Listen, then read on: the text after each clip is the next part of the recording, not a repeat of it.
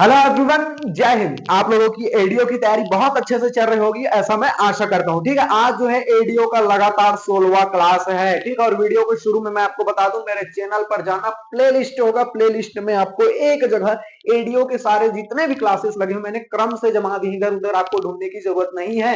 ठीक, और बार बार रिवीजन करते रहिए, हेड नोट बनाते रहिए। मैं आपको बार बार बोल रहा हूँ, एडीओ की सारे सब्जेक्ट्स आए जाएंगे, बशर्ते आपका जो है रिस्पांस अच्छा आना चाहिए। रिस्पांस अच्छा आना चाहिए, मैं बार बार बोल रहा हूँ। अगर रिस्पांस अच्छा नहीं आएगा तो मैं वीडियो ही किसके लिए बनाऊंगा, बताइए आप लोग। तो अधिक से अधिक शेयर कीजिए, लाइक कीजिए, कमेंट भी कीजिए कि क्या आपको समस्या है, कुछ चीज पर डाउट है तो जरूर कमेंट कीजिए। ठीक है, चलिए वीडियो को स्टार्ट करते हैं, क्योंकि सीधी बात नो बकवास। ठीक है, एडीओ क्लास कौन सा क्लास है? 16वां क्लास है भैया। और इसमें हम देखेंगे पंचायती राज। देखो, जो पंचायत के पदाधिकारी है उसको उसके पद से कैसे हटाना है या पद से कैसे वो मुक्त होते हैं। जैसे मान के चलो उसके ऊपर अविश्वास प्रस्ताव लगा दिए, इस वीडियो में देखेंगे। उसको रिकॉल कर दिए, रिकॉल मतलब उसको पद से हटा दिए भैया, ये देखेंगे। सस्पेंड कैसे हो सकता है भैया, कोई भी पंचायत का पदाधिकारी सरपंच सस्पेंड कैसे होगा उसको हम देखेंगे। उसके बाद जो है खुद से त्याग पत्र दे दिया, सरपंच ने जाओ त्याग पत्र दे दिया। ठीक है, तो ये सब चीजों को एक ही वीडियो में देखेंगे, इसलिए ध्यान से अपना एकाग्र कर लीजिए ध्यान को, क्योंकि बहुत मजेदार वीडियो और आपके नॉलेज के दृष्टिकोण से भी बहुत ज्यादा महत्वपूर्ण है। ठीक है, चलिए वीडियो को स्टार्ट करते हैं। देखो, आज देखेंगे पंचायत पदाधिकारियों की पद मुक्ति। पद मुक्ति का मतलब क्या है भैया? अरे उनके पद पर रहते रहते उसे पद से हटा देना। अरे जैसे अविश्वास प्रस्ताव है, किसके खिलाफ लाए? सरपंच के खिलाफ लाए। वो सरपंच बना हुआ है, अब उसके पद पर रहते हुए उसके अविश्वास प्रस्ताव लिया भी, अविश्वास प्रस्ताव पारित भी हो गया तो वो पद से हट गया। सीधी सी बात है। ठीक है, सस्पेंड भी हो सकता है, पद से हट गया। ठीक है, स्वयं से त्याग पत्र दे दिया, रिकॉल है। तो ऐसे बहुत से प्रक्रियाएं हैं, आपको ध्यान से समझना है, जिससे तहत हम पंचायत पदाधिकारियों को उसके पद से हटा सकते हैं। अब पहला हम देखेंगे अविश्वास प्रस्ताव, उसके बाद रिकॉल देखेंगे, सस्पेंड देखेंगे, रिमूवल देखेंगे, बहुत चीज देखेंगे, त्याग पत्र पूरे डिटेल में देखेंगे, एक ही वीडियो में देखेंगे, आपको मजा आ जाएगा, इतनी गारंटी मेरी है। चलिए देखते हैं पंचायत पदाधिकारियों की पद मुक्ति। पद मुक्ति का मतलब यह है भैया, उनके पद पर रहते हुए उसे पद से हटा देना। ठीक है, तो कैसे कैसे उसको पद से हटा सकते हैं भैया? अविश्वास प्रस्ताव लगा करके, ठीक है, रिकॉल, ठीक है, निलंबन सस्पेंड करके, रिमूवल हटा दिए भैया, या तो त्याग पत्र दे दिया, सरपंच खुद त्याग पत्र दे दिया, पद से हट गया। अब इसको देखो, यहाँ पर अविश्वास प्रस्ताव भी देखेंगे इसी वीडियो में, रिकॉल को भी देखेंगे। ठीक है, चलिए मान के चलो आपके जो गांव का सरपंच है या उप सरपंच है काम नहीं कर रहा है भैया। ठीक है, सबसे पहले अविश्वास प्रस्ताव देख रहे हैं। अविश्वास प्रस्ताव क्या है कि भैया हमें आपके ऊपर विश्वास नहीं है, नो कॉन्फिडेंट मोशन। ठीक है, हमें आपके ऊपर विश्वास नहीं है, आप काम सही ढंग से नहीं कर रहे हैं। तो क्या करेगा भैया? सभी पंच जो है क्या करेगा? 1/3 जो पंच है लिखित में देंगे कि भैया हम इसके ऊपर अविश्वास प्रस्ताव लाना चाहते हैं। सबसे पहले अविश्वास प्रस्ताव देखना, ध्यान से समझिए। अविश्वास प्रस्ताव, पंचायती राज अधिनियम 1993 याद रखिए। देखो, सरपंच और उप सरपंच पर अगर आपको अविश्वास प्रस्ताव लाना है तो कौन से धारा में भी है? धारा 21 में है। याद रख लीजिए, धाराओं को तो याद रखना ही रखना है। कौन सी धारा में है? अगर सरपंच और उप सरपंच के खिलाफ अगर आपको अविश्वास प्रस्ताव लाना है, कौन सी धारा है भैया? धारा 21 है, सरपंच और उप सरपंच के खिलाफ। ठीक है, उसके बाद धारा 28 में देखेंगे, जनपद पंचायत के अध्यक्ष और उपाध्यक्ष के खिलाफ लाने हैं। ये कौन से? पंचायती राज अधिनियम धारा 28 के तहत है, आपको ध्यान में रखना है। और आपको जिला पंचायत के अध्यक्ष और उपाध्यक्ष के खिलाफ अगर अविश्वास प्रस्ताव लाने तो धारा 35। ऐसे याद रखना है आपको, मैं बता रहा हूं। 7 का पहाड़ा देखिए, 7 का पहाड़ा ही है, 7 के 21, 7 चौक 28, 7 पंचे 35, बात खत्म। सबसे पहला है पंचायत, उसके बाद जनपद, उसके बाद जिला। धाराओं को याद रखना। ठीक है, डायरेक्टली क्वेश्चन पूछे जा सकते हैं कि सरपंच और उप सरपंच के खिलाफ जो अविश्वास प्रस्ताव लाया जाता है वो निम्न में से किस धारा के अंतर्गत है, ऐसा आपको पूछ दिया जाएगा। तो धारा 21 याद रखना, जनपद अध्यक्ष और उपाध्यक्ष के खिलाफ 28 और जिला पंचायत के अध्यक्ष और उपाध्यक्ष के खिलाफ कितने भैया? धारा 35 याद रखिए। धारा का 7 का पहाड़ा, बात खत्म। 7 के 21, 7 चौक 28, 7 पंचे 35। क्लियर हो गया? अब ध्यान से समझना है, सरपंच और उप सरपंच के खिलाफ अविश्वास प्रस्ताव। अविश्वास का मतलब क्या है कि भैया हमें आपके ऊपर विश्वास नहीं है, आप काम ठीक से नहीं कर रहे हैं, उसी को तो अविश्वास प्रस्ताव बोला जाता है ना। तो सरपंच और उप सरपंच के खिलाफ, सरपंच और उप सरपंच अपने पद पर हैं, तो ये अविश्वास प्रस्ताव लाएगा कौन?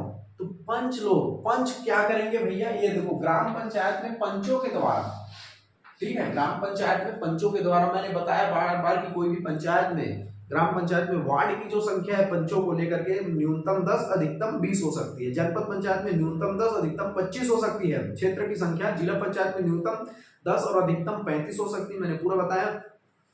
तो अगर आपको जो है सरपंच के खिलाफ, ठीक है, सरपंच के खिलाफ पंचायत में सरपंच और उप सरपंच के खिलाफ अविश्वास प्रस्ताव कौन लाएगा भैया? निर्वाचित पंचों के द्वारा। ठीक है, ऐसा नहीं कि भूतपूर्व पंच ला दिया, ऐसा नहीं, जो निर्वाचित पंच है वो जो है अपने सरपंच और उप सरपंच के खिलाफ अविश्वास प्रस्ताव लाएंगे। ठीक है, लिखित में देंगे भैया विहित अधिकारी को कि भैया हम इसके खिलाफ जो है अविश्वास प्रस्ताव ला रहे हैं। ठीक है, उसी प्रकार जैसे जनपद में आप देखेंगे, जनपद में अगर जनपद अध्यक्ष और उपाध्यक्ष के खिलाफ अविश्वास प्रस्ताव लाना है, कौन लाएगा भैया? निर्वाचित सदस्य जो है, निर्वाचित सदस्य है वो लोग लाएंगे भैया अविश्वास प्रस्ताव, लिखित में देंगे। ठीक है, जिला पंचायत में आप देखेंगे, जिला पंचायत में किसके ऊपर अविश्वास प्रस्ताव लगाया जाता है? अध्यक्ष और उपाध्यक्ष के खिलाफ लगाया जाता है, लेकिन लाएगा कौन? निर्वाचित जो जितने भी जिला सदस्य हैं वो लोग लगाएंगे भैया अविश्वास प्रस्ताव। तो ग्राम पंचायत के केस में कौन लगाएगा अविश्वास प्रस्ताव? सभी जो पंच मिल करके सरपंच और उप सरपंच के खिलाफ क्या करेंगे? अविश्वास प्रस्ताव लगाएंगे। क्लियर हो गया? बातें पूछा जाता है।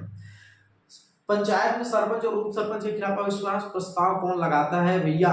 तो सभी निर्वाचित पंच हैं। ऐसे आपको ध्यान में रखना है, एक एक बार की धारा पूछ दिया जाएगा। ग्राम पंचायत में उप सरपंच के खिलाफ अविश्वास प्रस्ताव 21 जनपद में, 7 चौक 28, 7 पंचे 35 जिला में। ऐसे आपको ध्यान में रखना। अब ध्यान से इसको ये समझना है, अविश्वास प्रस्ताव का मतलब मैंने बताया नो कॉन्फिडेंट मोशन। भैया हमें आपके काम के ऊपर विश्वास नहीं, आप काम ठीक से नहीं कर रहे हैं।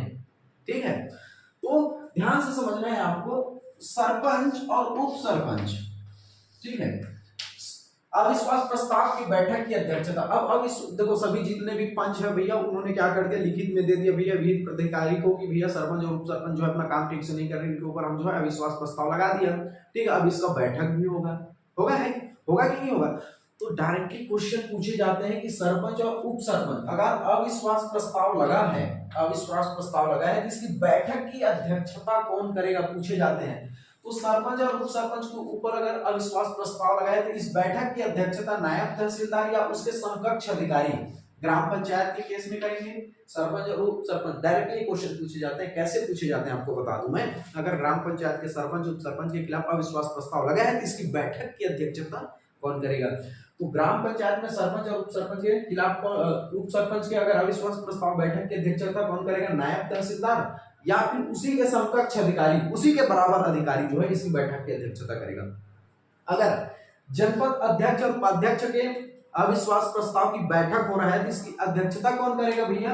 तो डिप्टी कलेक्टर करेगा। डायरेक्टली क्वेश्चन पूछे जाते हैं, मैं इसका फॉर्मेट भी आपको बताते हुए चला जाऊंगा। या फिर उसके समकक्ष अधिकारी, इन्हीं के बराबर का अधिकारी जो इनकी अध्यक्षता करेगा। देखो अविश्वास प्रस्ताव लग गया, बैठक हुआ, तो जनपद पंचायत में आप देखेंगे जनपद के जितने भी अध्यक्ष और उपाध्यक्ष हैं, मान के चलो इनके ऊपर जो है अविश्वास प्रस्ताव लगा, तो बैठक हुआ, तो इस बैठक की अध्यक्षता कौन करेगा? डिप्टी कलेक्टर करेगा। और सरपंच उप सरपंच के खिलाफ जो अविश्वास प्रस्ताव लाया गया उसकी बैठक की अध्यक्षता कौन करेगा? नायब तहसीलदार करेगा। रेंज देखिए बढ़ते जा रहा है, तहसीलदार से ऊपर डिप्टी कलेक्टर, जिला पंचायत के अध्यक्ष और उपाध्यक्ष, या मैं शॉर्टकट में लिखा हूं, आप समझ जाना। ठीक है, अध्यक्ष उपाध्यक्ष। अविश्वास प्रस्ताव की बैठक की अध्यक्षता कौन करेगा? यहाँ पर कलेक्टर करेगा या अतिरिक्त कलेक्टर करेगा। ठीक है, समझ है ये डायरेक्ट। अब कैसे पूछा जाता है आपको? जिला पंचायत अध्यक्ष और उपाध्यक्ष के अविश्वास प्रस्ताव की बैठक की अध्यक्षता कौन करेगा? डायरेक्टली जिला पंचायत के अध्यक्ष और उपाध्यक्ष पर अगर अविश्वास प्रस्ताव लगाया गया है तो इसकी बैठक की अध्यक्षता कलेक्टर करेगा। रेंज आपको बढ़ाते हुए चले जाना है, ध्यान से समझ आए। बहुत इंपॉर्टेंट है, ऐसे क्वेश्चन आपको पूछे जाते हैं और स्टेटमेंट में क्वेश्चन पूछे जाते हैं। ठीक है, आपको डायरेक्टली क्वेश्चन पूछ दिया जाएगा भैया सरपंच के खिलाफ अविश्वास प्रस्ताव कौन लाता है? तो सभी निर्वाचित पंच लगाएंगे भैया अविश्वास प्रस्ताव। और सरपंच के जो अविश्वास प्रस्ताव की बैठक की अध्यक्षता कौन करेगा? नायब तहसीलदार करेगा। आपको ध्यान में रखना है, एक एक पॉइंट आपको ध्यान में रखना है। ठीक है, चलिए, कभी कभी ऐसा आपको घुमाने के लिए पूछ दिया जाएगा भैया सरपंच के खिलाफ अविश्वास प्रस्ताव क्या वहां के मतदाता लाते हैं? तो नहीं भैया, अविश्वास प्रस्ताव पंच लोग लाते हैं। ठीक है, निर्वाचित पंच लोग लाते हैं, वहां के मतदाता नहीं लाते हैं। कंफ्यूज ऐसे ही फंसाने के लिए आपको दे दिया जाएगा। मैं गवर्नमेंट एग्जाम में जिस तरह से फॉर्मेट पूछेंगे उसको भी लेते हुए चला जा रहा हूँ। ठीक है, तो ध्यान से सभी पॉइंटों को आपको समझते हुए चले जाना। अब देखो, जिसके खिलाफ प्रस्ताव लाया गया है, वह पदाधिकारी इस प्रस्ताव में अध्यक्षता नहीं करेगा। स्वाभाविक सी बात है भैया, जिसके खिलाफ जो है अविश्वास प्रस्ताव लाया गया है उसके खिलाफ वह क्या करेगा, वह अध्यक्षता नहीं करेगा। ठीक है, वह पदाधिकारी इस प्रस्ताव में अध्यक्षता नहीं करेगा। अब ऐसा नहीं कि भैया देखो मान के चलो सभी पंच मिलकर जो क्या कर दिए कि प्रस्ताव ला दिया, विश्वास प्रस्ताव ले दिया, पद से हट जाएगा क्या? सरपंच नहीं हटेगा, उसको भी अपना मौका पक्ष रखने का मौका दिया जाएगा। ठीक है भाई, रखा जाएगा, अपील करेगा, वो भी अपनी बातों को रखेगा। ऐसा नहीं कि अविश्वास प्रस्ताव लाया मुंह हटाकर एक ही बार में हटा दिया, ऐसा नहीं, सरपंच को भी मौका दिया जाएगा अपने बातों को रखने का, अपने अपील करेगा वो भी। ठीक है, ऐसी वाली बात नहीं कि लाया फट से हटा दिया, ऐसा नहीं होता। ठीक है, तो ये सब चीजों को ध्यान में रखना है। अब देखो ध्यान से, ये अविश्वास प्रस्ताव कैसे पास होगा भाई? सरपंच के मान के चलो एग्जाम्पल के लिए हम ले रहे हैं या सरपंच के केस को ले रहे हैं, सरपंच के ऊपर सभी पंचों ने अविश्वास प्रस्ताव लगाया। ठीक है, अविश्वास प्रस्ताव लाया, सभी ने पंच ने लिख कर दिया कि भैया हमें इनके काम की जो है काम ठीक से नहीं कर रहा है नहीं, हमें इसके ऊपर विश्वास नहीं है। 1/3 जितने भी पंच उन्होंने लिख कर दिया विहित पदाधिकारी को कि भैया ये सरपंच जो है काम ठीक से नहीं कर रहा है, अविश्वास प्रस्ताव का क्या कर दी, वहां पर एप्लीकेशन दे दिया। ठीक है, उसकी बैठक की अध्यक्षता हुई भैया, अविश्वास प्रस्ताव में बैठक की अध्यक्षता हुई, सर कौन आया, नायब तहसीलदार आया। ठीक है, अब यहाँ पर ऐसा तो नहीं हो गया अध्यक्षता कर दिया, तहसीलदार आया भगा दिया सरपंच को, ऐसा थोड़ी ना होगा। अब एक मतदान होगा, आपको ध्यान से समझना है। अगर मान के चलो प्रस्ताव में, प्रस्ताव कैसे पास होगा, उसको ध्यान से रखना है। प्रस्ताव तभी पास होगा जब उपस्थित तथा मतदान करने वाले पंचों का 3/4 बहुमत हो, तो कुल पंचों का 2/3 बहुमत से अधिक हो। अब किसी को समझ नहीं आया, मैं आपको बता रहा हूं, ध्यान से समझिए। कोई भी अविश्वास प्रस्ताव कैसे पास होगा, ध्यान से समझिए। मान के चलो कोई भी जिस पंचायत में सरपंच के खिलाफ अविश्वास प्रस्ताव लाया गया है, वहां पर वार्ड की संख्या मान के चलो, पंचों की संख्या कितनी है भाई, मान के चलो 12 है। ध्यान से समझना है आपको। ठीक है, अरे भाई मैंने क्या बताया, वार्ड में ग्राम पंचायत वार्ड न्यूनतम 10 से लेकर अधिकतम 20 तक हो सकते हैं, यानी कि वार्ड की संख्या 11 भी हो सकती है, 12 भी हो सकती है, 13 भी हो सकती है, 14 भी हो सकती है, 15 भी हो सकती है, 20 भी हो सकती है, 10 भी हो सकती है, क्योंकि ग्राम पंचायत में वार्ड की संख्या न्यूनतम 10 अधिकतम 20 तक हो सकती है। मान के चलो कोई भी पंचायत में 12 वार्ड है, यानी कि 12 पंच है। ठीक है, अब ध्यान से ये समझना है कि 12 पंच में से इनका 3/4 निकाल कर देखिए, 3/4 ऐसे निकाल कर देखिए। ठीक है, अविश्वास प्रस्ताव तभी पास होगा जब कुल पंचों का 3/4 बहुमत हो। देखो 12 मान के चलो 12 पंच है, कुल 12 पंच है, 3/4 ऐसे करके देखो, 3/4 काट के देखो, 4 तिया 12, 3 तिया 9, यानी कि 9 जो पंच है वो भैया मतदान करे। तो 9 अगर मत आते हैं, 3/4 बहुमत इसी को बोला जाता है, तब जो है अविश्वास प्रस्ताव पास हो गया। समझ आ रहा है? इसमें 12 पंच है, मैंने आपको बताया, यहां लिख देता हूं मैं।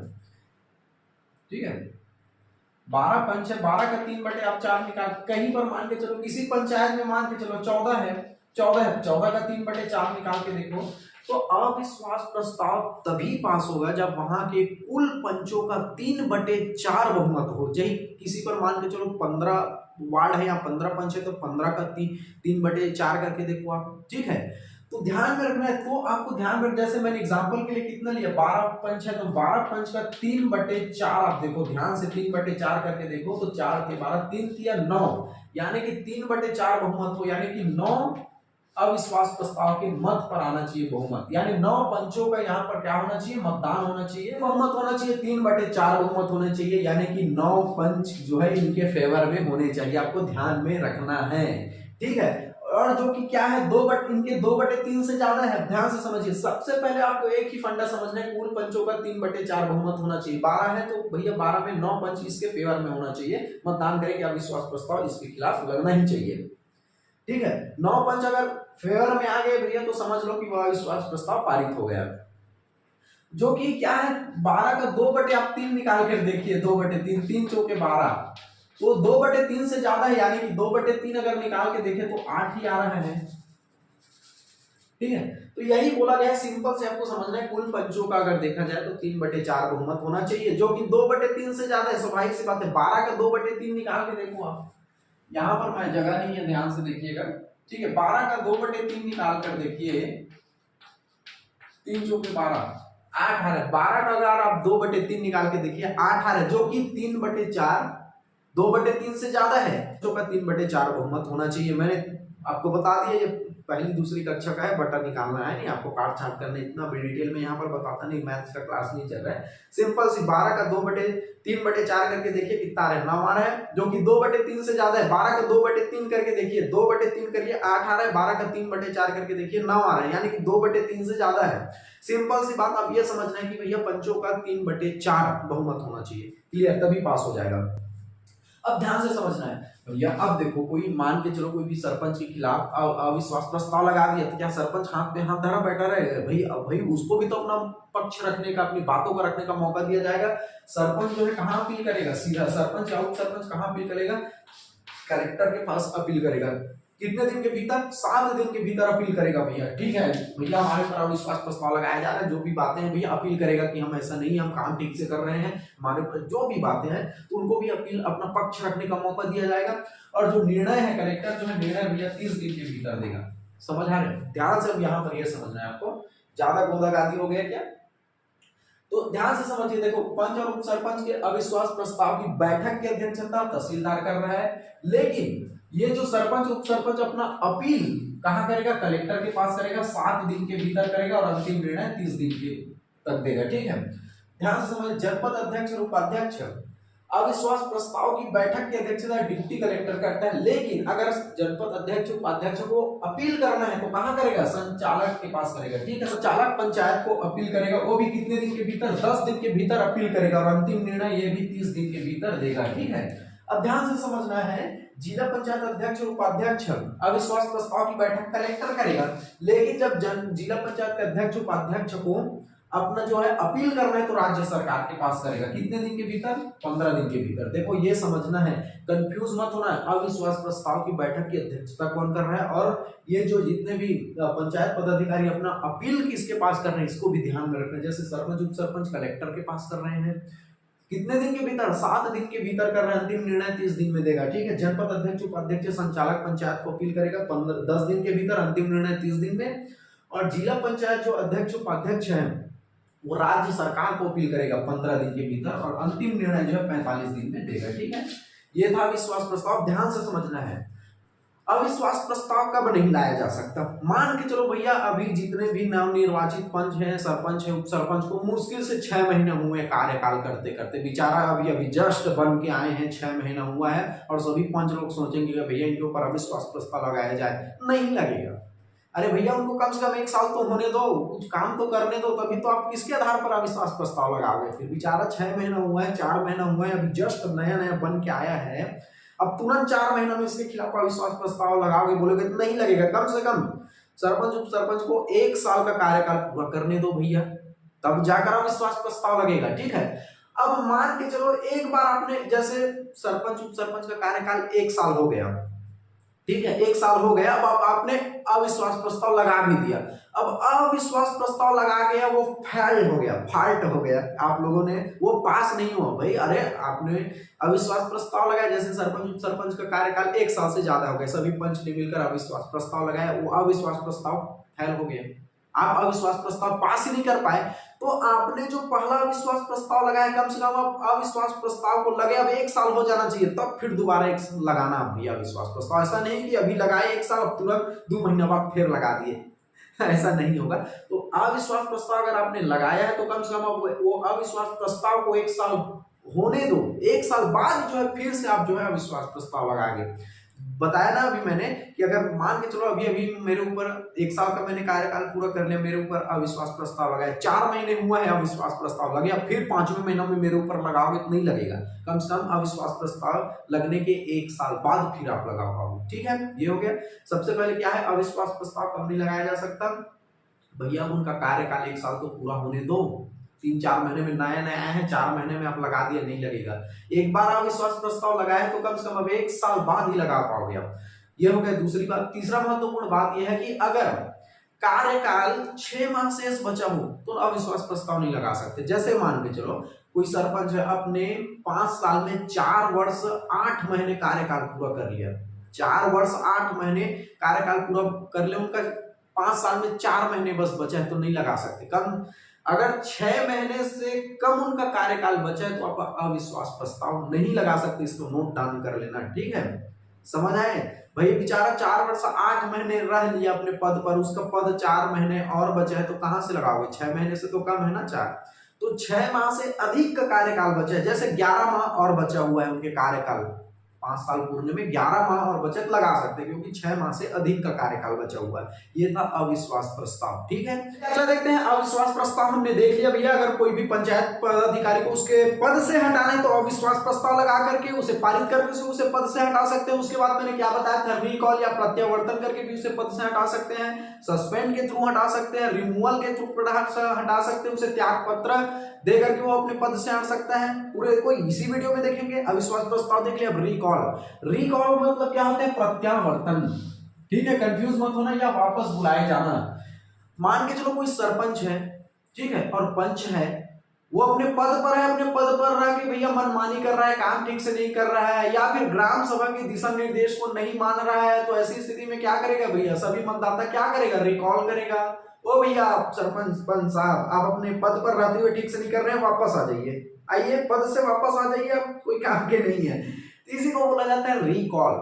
वो पद पर है, उसे वापस बुला लिया जाता है। अब भैया तुम पद पर मत रहो, वापस आ जाओ, चलो आ जाओ भैया, किसी काम के नहीं रहे, काम तो कर नहीं रहे, मनमानी कर रहे हैं, ठीक है, ग्राम सभा के ना तो दिशा निर्देश मान रहे हैं, अपने मनमानी ढंग से काम कर रहे हैं, सभी ग्राम मतदाता के लोग क्या कर देंगे भैया? आपके खिलाफ जो है रिकॉल की प्रक्रिया जारी कर देंगे। इसी को देखेंगे। ठीक है, ये किस धारा में भैया? धारा 21 में है।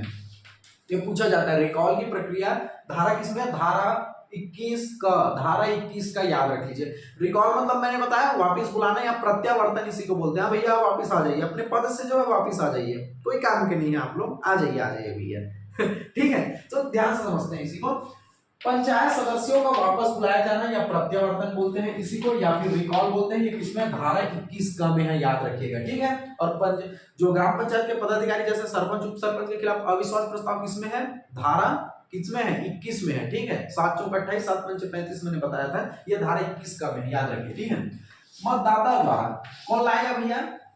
रिकॉल की प्रक्रिया कौन लाएगा? वहां के मतदाता लोग लाएंगे, वोटर्स लोग लाएंगे। ठीक है, मतदाता लाएंगे, लेकिन किसके खिलाफ? प्रत्यक्ष निर्वाचित पदाधिकारी के खिलाफ, प्रत्यक्ष निर्वाचित पदाधिकारी के खिलाफ। अब ध्यान से समझिए, मैंने बार बार आपको चीख कर बुलाया है कि प्रत्यक्ष निर्वाचन पदाधिकारी कौन है ग्राम पंचायत में? एक तो पंच है और एक सरपंच है। उप सरपंच नहीं है भैया, उप सरपंच का चुनाव अप्रत्यक्ष विधि से होता है।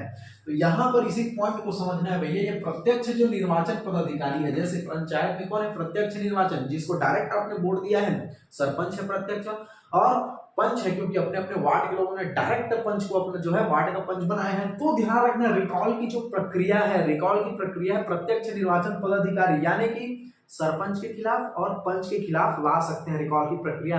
रिकॉल की प्रक्रिया जनपद और जिला में नहीं लाया जा सकता, ध्यान में रखना, कंफ्यूज मत होना। मैं बार बार वीडियो के बोल रहा हूँ, हैंड नोट बनाइए, ध्यान से सुनिए, मेरे एक शब्द बहुत कीमती रहते हैं।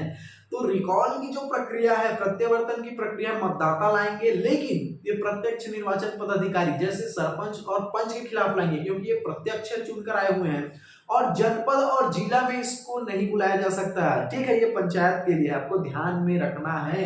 ठीक है, तो प्रत्यक्ष कौन कौन है? सरपंच और पंच है, क्योंकि डायरेक्ट आपने पंच और सरपंच बनाए हुए हैं। ध्यान से समझिए, अगर पंचायत के जो पदाधिकारी है अपनी मनमानी कर रहे हैं, ठीक है, या ग्राम सभा के दिशा निर्देश को क्या नहीं कर रहे, मान नहीं रहे, तो ग्राम सभा के गुप्त मतदान द्वारा सरपंच व पंच को बुला सकते हैं। ठीक है, मैंने अभी आपको क्या बताया, अगर भैया सरपंच है और सरपंच है अपनी मनमानी कर रहे हैं, ग्राम सभा का दिशा निर्देश नहीं कर रहे हैं, तो वहां के मतदाता क्या करेंगे भैया? वहां के मतदाता जो है रिकॉल की प्रक्रिया अपना लेंगे। ठीक है, और बोलेंगे भैया आप लोग किसी काम के नहीं है, आ जाइए अपने पद से, वापस बुला लेगा उसे, चलो आ जाइए, पद में आपको कोई काम नहीं है, आ जाइए। ठीक है, अब ध्यान से समझना है प्रक्रिया प्रारंभ कैसे होगा। भैया आप रिकॉल बोल दिए मतलब वो पद से आ जाएगा क्या? नहीं, इसकी प्रक्रिया है, तो ध्यान से समझना प्रक्रिया क्या है। तो प्रक्रिया प्रारंभ कैसे होगा? ग्राम सभा के कुल सदस्य संख्या, देखिए ग्राम सभा की कुल सदस्य संख्या के 1/3 आपको समझना है। ठीक है, 1/3 सदस्य।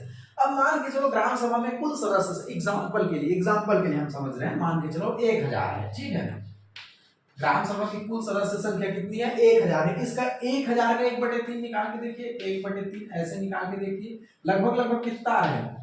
ठीक है, लगभग 333 या 340 पकड़ लो। ठीक है, हम रफली बता रहे हैं, 1000 का 1/3 निकाल कर देखिए, तो 1000 का 1/3 निकालेंगे तो लगभग 340, एग्जाम्पल के लिए 340 लोग जो है भैया साइन करके देंगे, सूचना उस पर एप्लीकेशन बनाकर साइन करके देंगे। किसको देंगे? एसडीओ को देंगे, अनुविभागीय अधिकारी को देंगे, हस्ताक्षर करके देंगे भैया कि जो भी उसमें फॉर्मेट रहेगा उसको देंगे कि भैया पंच सरपंच जो है भैया इस पंचायत का जो है अपने काम को मनमानी, काम को ढंग से नहीं कर रहा है, मनमानी कर रहा है, जो भी प्रक्रिया है उसको लिख कर देंगे। और कम से कम 1/3 सदस्य का वहां पर क्या होना चाहिए? साइन होना चाहिए, तब ये प्रक्रिया क्या होगा भैया? जारी होगा। किसके पास जमा करेगा? अनुविभागीय अधिकारी एसडीओ को प्रस्तुत करेगा। ठीक है, क्लियर हुआ? अब प्रस्तुत कर दिया, इसका मतलब ये नहीं कि वो पद से हट जाएगा।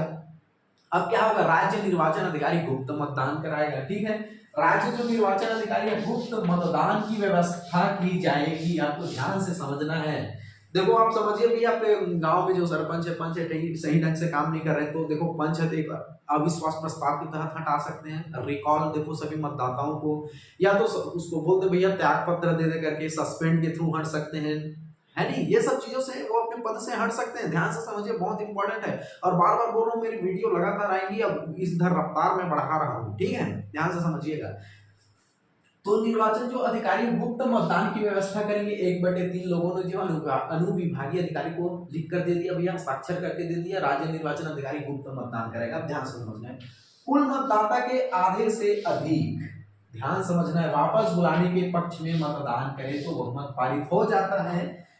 ध्यान से समझिए। अब राज्य निर्वाचन अधिकारी गुप्त मतदान कराएगा, सभी मतदाता लोग चाहे जाकर गुप्त मतदान करेंगे। अगर वहां के कुल मतदाता का, मान के चलो कुल मतदाता एग्जाम्पल के लिए 1000 है, 1000 है, तो 1000 के आधे से अधिक, आधा कितना होगा? 500 ही होगा। तो लगभग इसमें मान के चलो आधे से अधिक कैसे होगा? 510 व्यक्ति मान के चलो। ठीक है, 510 व्यक्ति ये मतदान कर दे भैया कि सरपंच को वापस बुलाना है। अगर 510 व्यक्तियों को वोट पड़ गया कि इसको वापस बुलाना है, तो फिर वो अपने पद से हट जाएगा। समझ रहे हो? ऐसे बुलाया जाता है। समझ रहे क्या बोल रहे? देखो ध्यान से प्रक्रिया समझिए। कोई भी सरपंच को अगर वापस बुलाना है तो क्या होगा? उसके मतदाता का, ग्राम सभा के आप देखेंगे यहाँ पर बताया 1/3 जो लोग हैं, 1/3, 1000 का 1/3 निकाल के देखो, लगभग 330-40 आ रहे हैं। वो लोग साइन करके देंगे कि भैया हाँ इसको वापस बुलाना है। अनुविभागीय अधिकारी को साइन करके देगा, सूचना देगा इसको वापस बुलाना है। राज्य निर्वाचन अधिकारी गुप्त मतदान करेगा। फिर जब मतदान होगा तो कुल मतदाता का आधे से अधिक, यानी 1000 मतदाता है तो आधा 500 से अधिक होना चाहिए। 510 लोग अगर इस फेवर में दे दिए कि इसको वापस बुलाना है, तो भैया वो अपने पद से खाली हो जाएगा। अगर जैसे पंच को बुलाना है तो उसके वार्ड के लोग उसके खिलाफ जो है भैया क्या करेंगे? गुप्त मतदान करेंगे। इसमें गांव भर का थोड़ी ना करेगा, जो जिस वार्ड से पंच को बुलाना है उस वार्ड के लोग करेंगे। ये है था रिकॉल करने की प्रक्रिया। और इसे जनपद और जिला में प्रत्यावर्तन नहीं लाया जा सकता, ध्यान में रखना है। और रिकॉल जो है पंच सरपंच के खिलाफ लाया जाएगा, क्योंकि वो डायरेक्टली चुन के रहा है, प्रत्यक्ष निर्वाचन हुआ है इनका। ये धारा 21 का में है, आपको ध्यान में रखना है। अब ध्यान रखना है, रिकॉल की प्रक्रिया आप कब नहीं ला सकते हैं? मान के चलो पद धारण के 2.5 वर्ष कार्यकाल पूरा ना हो जाए, 2.5 वर्ष काल पूरा ना हो जाए, नहीं ला सकते। मान के चलो कोई सरपंच बना है, उनको भैया 1.5 ही साल हुआ है सरपंच बने, नया नया बेचारा 1.5 साल बना है, उसको वापस बुला लेके बोलोगे तो नहीं होगा। अरे भैया उनको 2.5 साल रहने दो, थोड़ा काम वाम करने दो, समझने दो उसको, फिर आप कुछ जज कर पाओगे ना उन्होंने क्या किया, क्या मनमानी कर रहा है। तो उनको अपने पद पर 2.5 वर्ष रहने दो। 2.5 वर्ष का कार्यकाल जब तक पूरा ना हो जाए भैया उसको रिकॉल की प्रक्रिया नहीं कर सकते। ये पूछा जाता है 2.5 वर्ष। और अविश्वास प्रस्ताव के केस में कितने साल का कार्यकाल पूरा कर ले कम से कम, इसी में कंफ्यूज मत होना। रिकॉल में तो भैया सरपंच जो है 2.5 साल का कार्य को पूरा करने दो कम से कम। और अविश्वास प्रस्ताव में कितना बताया था भैया? मैं आप कमेंट करके बताइए, आपका ध्यान है कि नहीं है। ठीक है, तो मैं ही बता देता हूँ, अविश्वास प्रस्ताव में 1 साल जब तक उसका कार्यकाल पूरा ना हो जाए नहीं बुला सकते अविश्वास प्रस्ताव के केस में। ठीक है, रिकॉल में कम से कम भैया उनको 2.5 साल का कार्यकाल पूरा करने दो भैया उनको, तब जाकर रिकॉल आप करोगे। और अगर कार्यकाल का शेष 6 महीना बचा है तो आप रिकॉल नहीं कर सकते। अरे भैया 4 वर्ष उन्होंने 8 महीने बिता लिया, काम कर लिया, अब 4 महीने उनका शेष कार्यकाल बचा है, 6 महीने से कम है, 6 महीने से कम का कार्यकाल बचा है, तो आप नहीं ला सकते रिकॉल की प्रक्रिया। ठीक है, आप वीडियो को शेयर कीजिए भाई, आप लोगों का रिस्पांस नहीं आएगा तो मुझे मजा नहीं आएगा। ठीक है, आप लोग शेयर कीजिए, ये जिम्मेदारी आपकी है। मैं आप इतना कर सकते हो मेरे लिए, क्योंकि आप लोगों के लिए फ्री ऑफ कॉस्ट में ला रहा हूं, तो आपकी जिम्मेदारी है, आप ईमानदारी से वीडियो को शेयर कीजिए, लाइक करिए, दबाकर वायरल कीजिए। ठीक है।